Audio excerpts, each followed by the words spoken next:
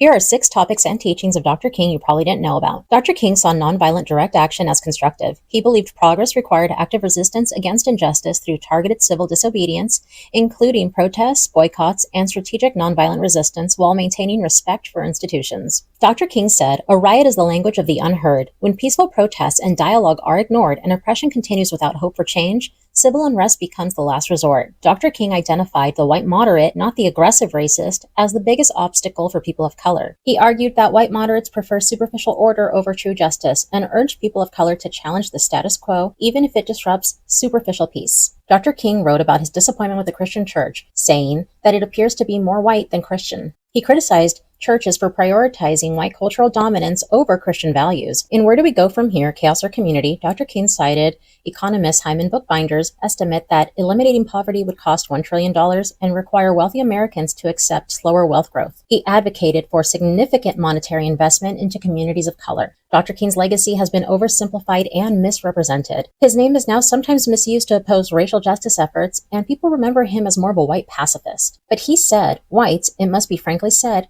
are not putting in a similar mass effort to re-educate themselves out of their racial ignorance. It is an aspect of their sense of superiority that the white people of America believe they have so little to learn.